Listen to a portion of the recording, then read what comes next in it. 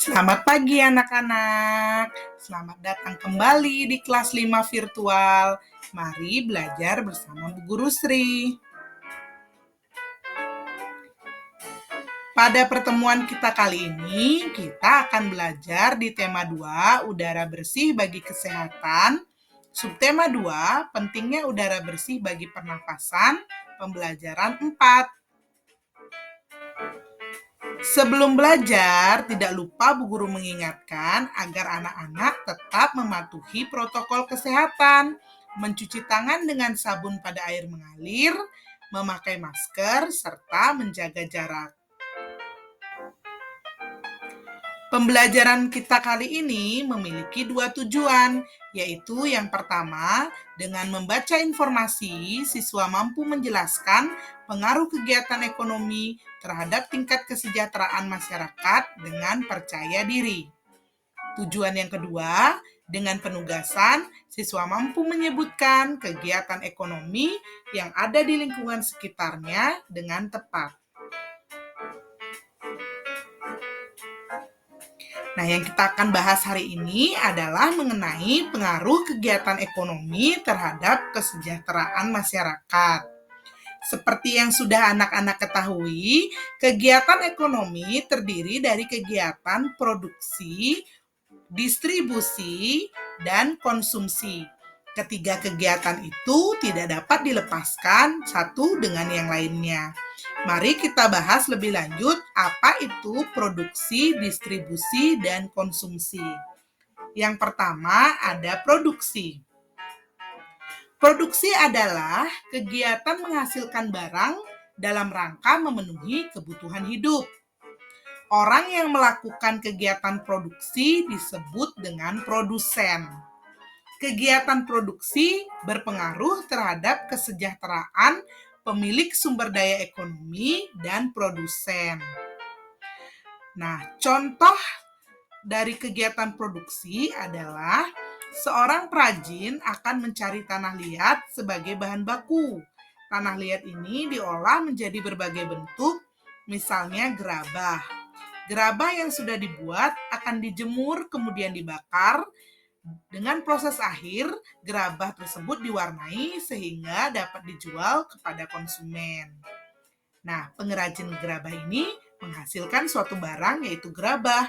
Kegiatan yang dilakukan oleh pengrajin gerabah itu disebut dengan produksi, sedangkan pengrajin gerabah itu disebut dengan produsen. Nah, kegiatan produksi berpengaruh terhadap kesejahteraan pemilik sumber daya ekonomi dan produsen. Bagi pemilik sumber daya ekonomi, adanya proses produksi memungkinkan memperoleh balas jasa. Balas jasa ini berupa sewa, bunga modal, ataupun gaji. Dengan balas jasa ini, pemilik sumber daya ekonomi dapat memenuhi kebutuhan hidup secara memuaskan. Sementara itu, bagi produsen, adanya proses produksi menyebabkan produsen memperoleh keuntungan. Selanjutnya, keuntungan tersebut digunakan untuk menjaga kelangsungan usaha dan memenuhi kebutuhan hidup. Ini dilakukan dalam upaya mencapai kesejahteraan hidup.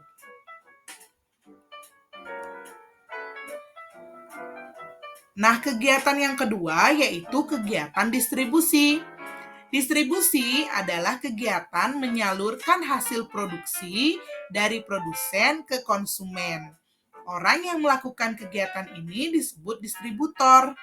Kelancaran distribusi barang membutuhkan sarana transportasi dan akses yang memadai. Tujuannya agar hasil produksi dapat segera sampai ke konsumen dengan cepat dan tepat. Nah, setiap hari kamu membeli suatu barang. Barang tersebut tidak dihasilkan di daerah kita. Misalnya, kita membeli baju. Baju itu mungkin berasal dari daerah lain. Baju itu dapat kita beli karena distributor mengirimkan pakaian yang akan kita beli tersebut dari produsennya di suatu daerah ke daerah kita, ya. Kemudian kegiatan yang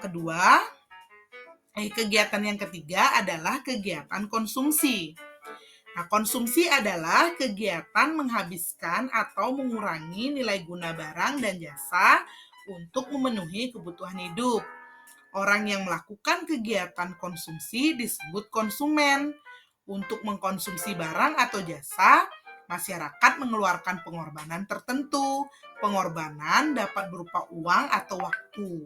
Dengan mengkonsumsi barang atau jasa, masyarakat berusaha memperoleh kepuasan yang optimal. Ini dilakukan untuk mencapai taraf hidup yang sejahtera. Nah, apa contoh dari kegiatan konsumsi yang mungkin kalian lakukan? Pada saat kalian masih bersekolah secara normal dulu, tentu kalian pernah jajan di kantin kan? Nah, jajan di kantin dan makan bekal yang kalian bawa dari rumah termasuk kegiatan konsumsi. Tidak hanya menghabiskan barang, kegiatan yang dapat mengurangi nilai guna barang juga termasuk kegiatan konsumsi. Misalnya, kamu mengenakan seragam dan sepatu ketika sekolah. Begitu juga dengan kegiatanmu di kelas seperti menulis menggunakan pulpen di atas buku tulis.